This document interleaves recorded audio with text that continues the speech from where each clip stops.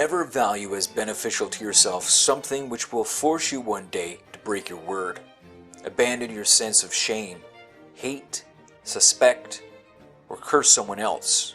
Pretend or desire something that needs the secrecy of walls or curtains.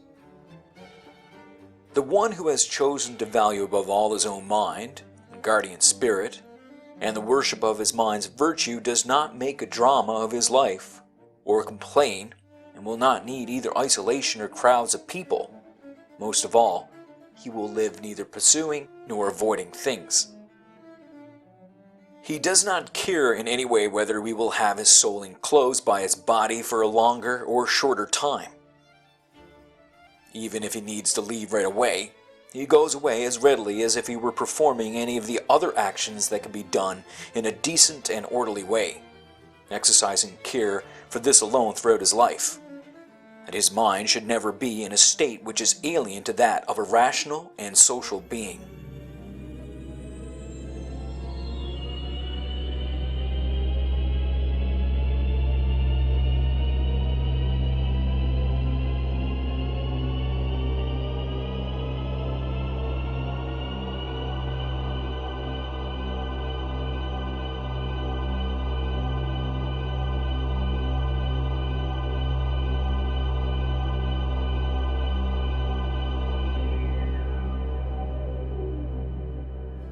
In the mind of someone who has been disciplined and thoroughly cleansed, you would not find any pus or abscess or festering sore, nor does fate catch him with his life incomplete, so that you would say the actor is leaving the stage before finishing his part and bringing the play to its end.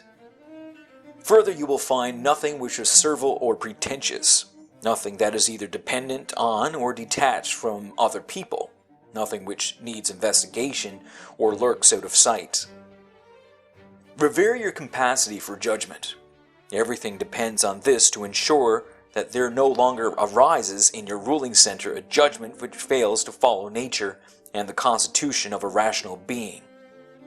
It is this that promises freedom from hasty assent, familiarization with human beings, and a way of life that follows the gods.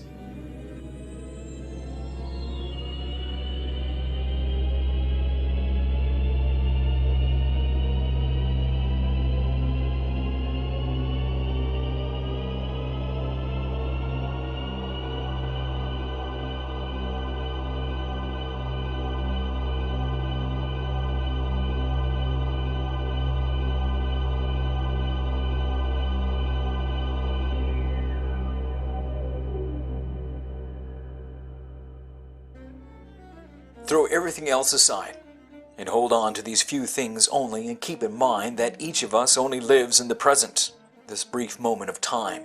The rest of our life has been lived already or lies in the uncertain future. For each of us, small is our life, and small is the corner of earth where it is lived.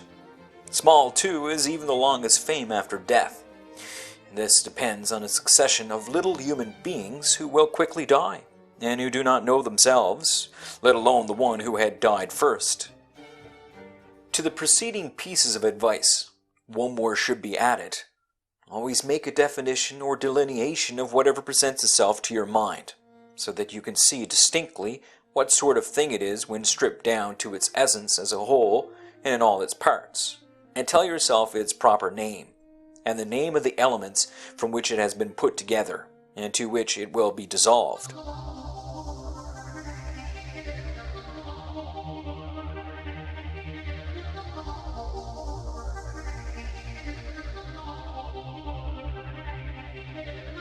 Nothing is so effective in creating greatness of mind as being able to examine methodically and truthfully everything that presents itself in life, always viewing things in such a way as to consider what kind of function this particular thing contributes to what kind of universe, and what value it has for the whole universe and for the human beings who are citizens of the highest city, and of which other cities are, as it were, just mere households.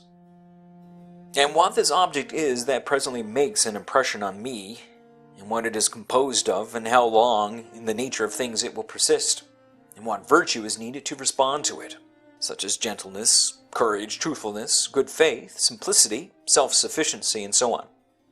So, in each case, you would say, this has come from God, this from the coordination and interweaving of the threads of fate, and similar kinds of coincidence and chance. This from one of my own kind, a relative and companion, but one who does not know what is natural for him. But I do know, and so I treat him kindly, and justly according to the natural law of companionship, though aiming at the same time at what he deserves with regard to the things that are morally neutral.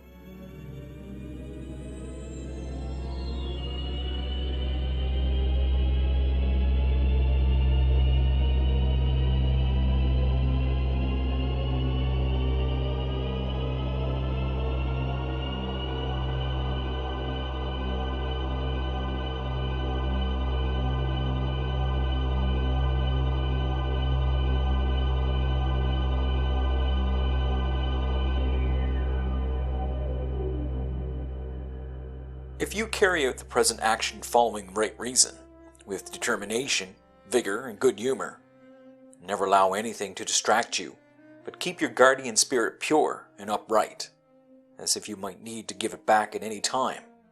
If you hold fast to this, waiting for nothing, and running away from nothing, but are satisfied if your present action is in accordance with nature, and if what you say and utter is in accordance with heroic truth, you will lead a good life. There is no one who can prevent this.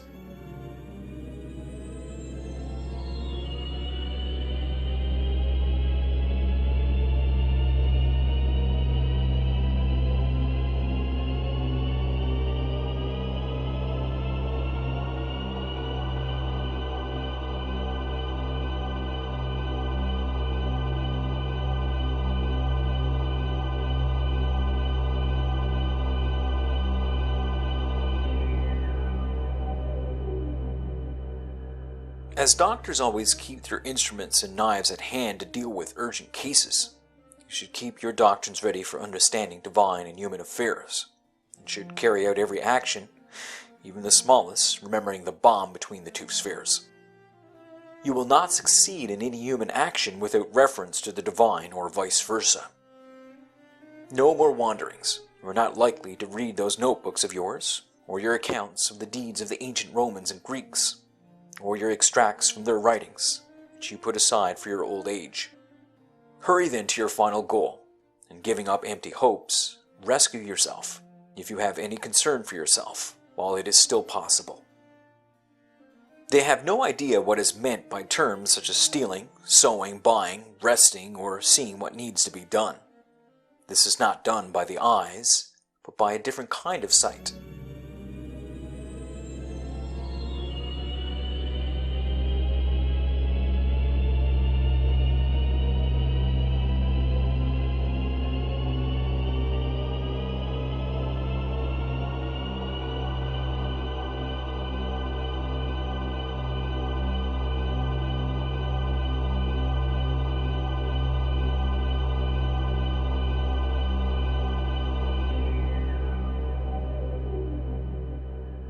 Body, animation, mind.